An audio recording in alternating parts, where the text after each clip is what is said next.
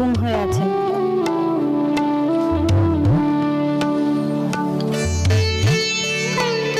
এবার কিন্তু একটা বড়সড় অসুখে পড়বেন। আমি কি করব? অনেক কিছু করতে পারো।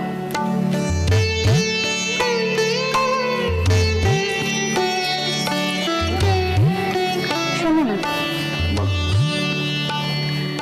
বলছিলেন তুমি যদি একটু চেষ্টা চরিত্র করো, তোমার তো চেনাশোনা অনেকেই আছে, না হয় একটু বললে তাদের। আমি তো আগেই বলে দিয়েছি মেজবু, ওসব আমি পারবো না। তবে এটাও জেনে রাখো, এবার যদি ছোট ঠাকুরজির বিয়ে না হয় তবে বাড়িতে একটা দুর্ঘটনা ঘটবে, আর সেটা বড় সহজ হবে না। কি দুর্ঘটনা ঘটবে? রাজু কি গলায় দড়ি দেবে? বাহ, কি কথার ধরন! দেবে, তাই দেবে। তোমার মতো বড় ভাই যান, সে গলায় দড়ি দেবে না তো কি করবে? তারপর যখন গলায় দড়ি দেবে তখন তোমাদের হুঁশ হবে। না না, ভুল বললো, তখনও তোমাদের হুঁশ হবে না। তখন তোমরা তাকে নিয়ে কুচ্ছ করতে বসবে, সে মরে গিয়ে তোমাদের মতো মহৎ প্রাণীদের কত নিচু করে দিয়ে গেল তাই ভাববে। বিয়ে ভেঙে গেছে তাই নাকি তোমরা লোকে মুখ দেখাতে পারছো না, আর গলায় দড়ি দিলে তো দেখতে হবে না। আচ্ছা আচ্ছা, ভারী খারাপ প্রকৃতির লোক কিনা আমরা?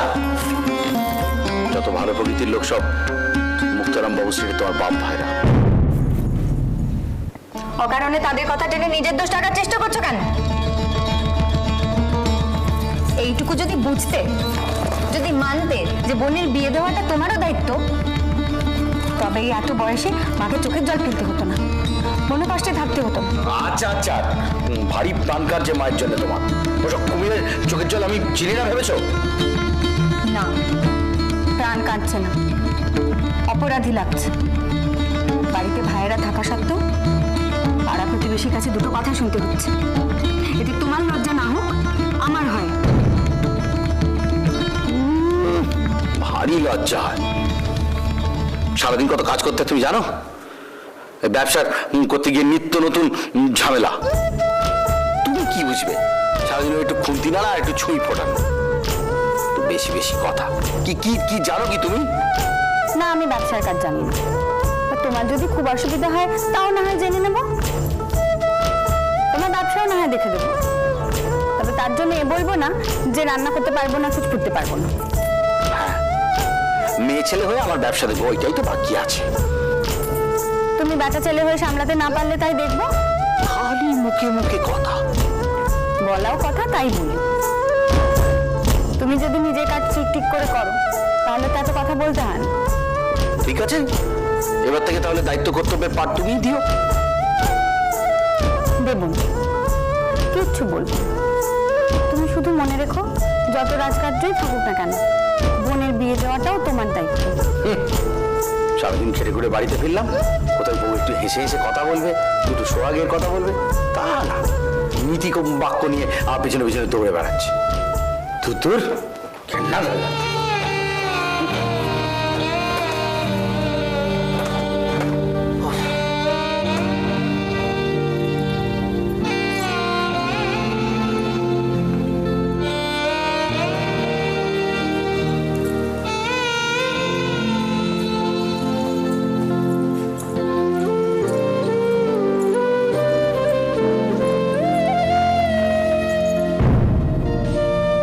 আচ্ছা মিঠু বোন,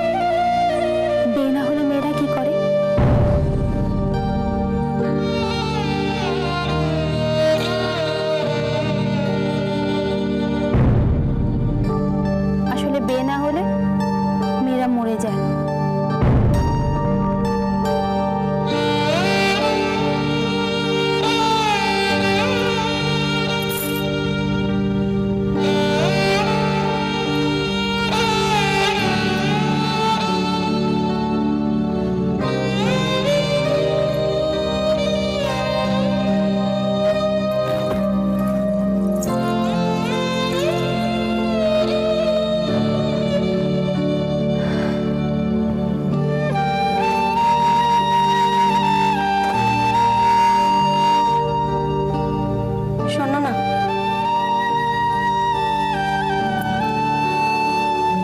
ঘুমোলে? এদিকে ফেরো। কি হলো নাকি? আমার কথাটা একটু ভেবে দেখবে?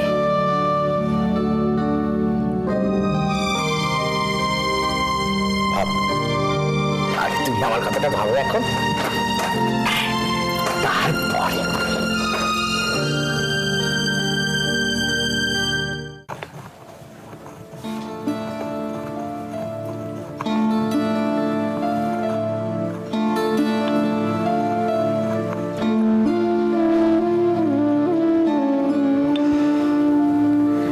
তুই বিছানা করে ফেলেছিস?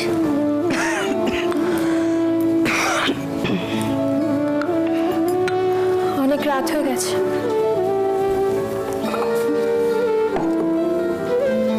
ওষুধটা খেয়ে নাও। আমি সেরে গেছি, তুই কেন ওষুধ নিয়ে? খেয়ে নাও।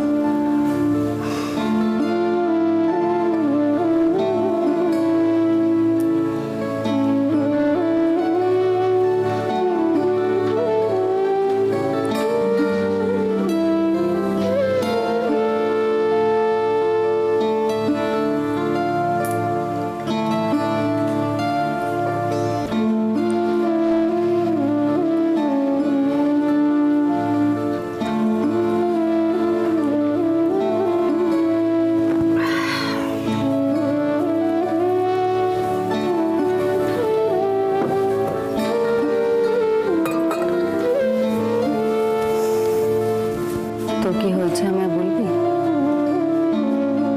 কি আবার হবে? কিছুই না। তোমার ছেলেকে আমি ডেকে দিচ্ছি। বস এখানে, বস।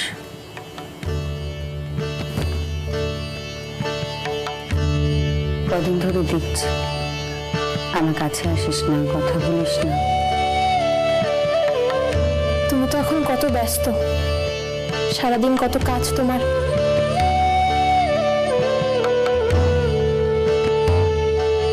তোর রাগ হয়েছে?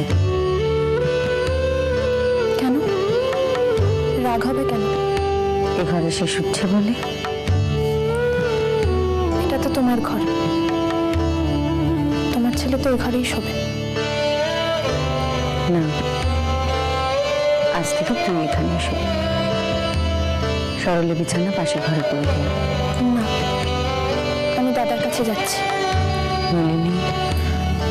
না, আমি থাকবো না। তোমার ছেলে আবার আমায় কথা শোনাবে। কি কথা শুনিয়েছে সে? কি রে বল, কি হলো? সে আজ স্কুলে গেছিল। সরল স্কুলে গেছিল? দেখতে গেছিল হয়তো আমি পড়াতে পারি কিনা। আশ্চর্য, আমাকে তো কিছু বললো না। তোকে কি বলেছে? সে অনেক কথা। আমরা নাকি কেউ তোমার খেয়াল রাখিনি। তোমার স্কুল করার সময় পুরো বাবা দাদা সবার নাকি বারণ করা উচিত ছিল, তোমার ক্ষতি হয়ে যেতে পারত। অথচ কেউ তোমার খেয়াল রাখে। তোমায় নাকি আমরা বিপদের মুখে ঠেলে দিয়েছি। সেই সব কথা বলেছে?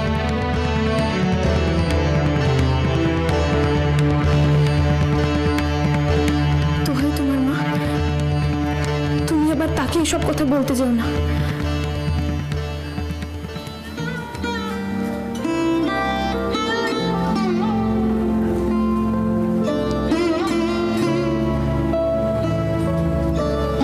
আমি যাই না। মা, আমি যাই।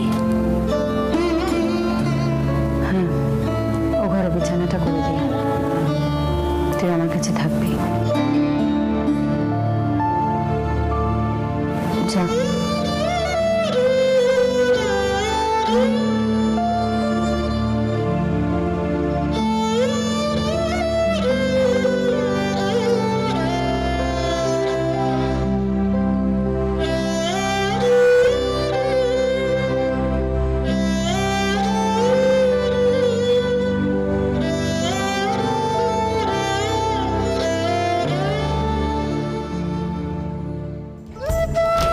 কথা আছে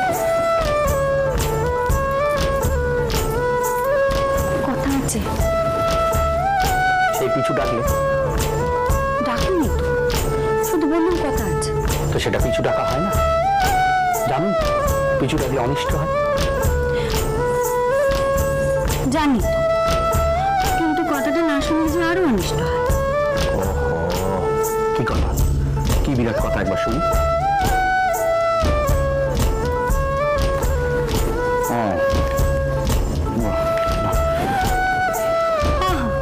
কি রেখে দিলে?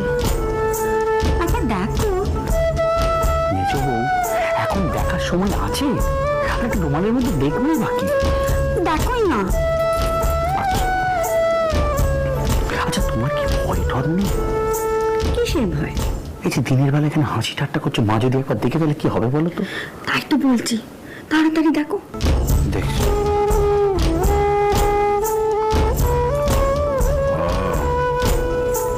নতুন করে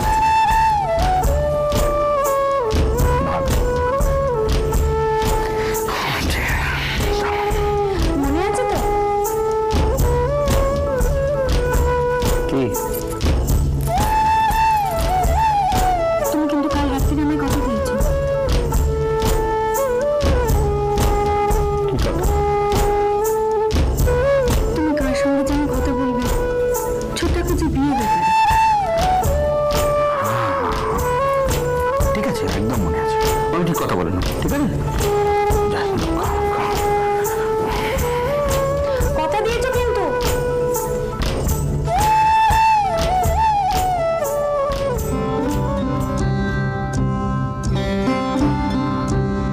তুমি কিন্তু কাল রাত্রিরে আমায় কথা দিয়েছো। তুমি কার সঙ্গে যেন কথা বলবে, ছোট্ট কিছু বিয়ে ব্যাপারে। কি হলো রে? মুখখানে এরকম পাঁচন গেলার মতন করে রেখেছিস কেন? কিরে, ব্যবসা পত্রের কোনো ঝুট ঝামেলা চলছে না? না না না না, তাহলে ব্যবসার ঝামেলা আবার কোনো ঝামেলা নাই। আর তাছাড়া ব্যবসার ঝামেলার জন্য কাউকে জবাব দিয়ে করতে হয়, ওইসব নিয়ে আমার অত মাথা ব্যথা নেই। তা তোর মাথা ব্যথা কি নিয়ে শুনি? আর বলো না বড়দা, এই দিনে দিনে না বাড়িতে টেকা দায়ী হয়ে যাচ্ছে। কেন? আমার কি? তোমার মেজো বউ, তিনি তো জ্ঞানের সমুদ্র। সব বিষয়ে কথাটা বললে তার পেটের ভাত হজম হয় না।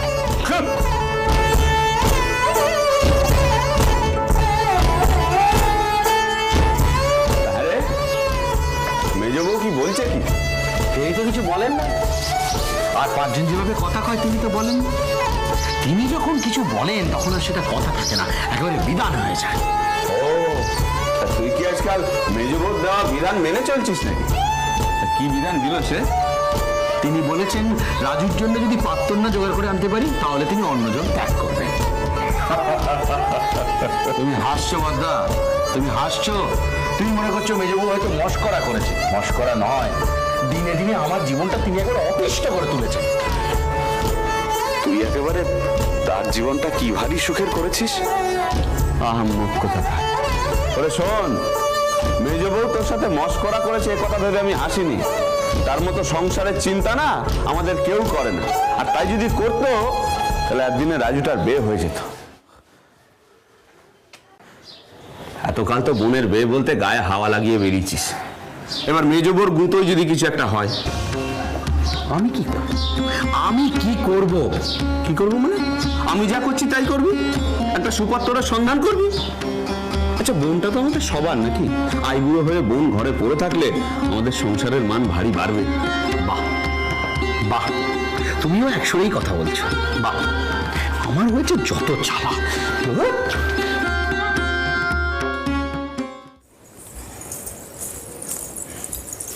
কতবার না বলেছি আমার বেরোনোর আগে ভাতটা বেড়ে রাখবে।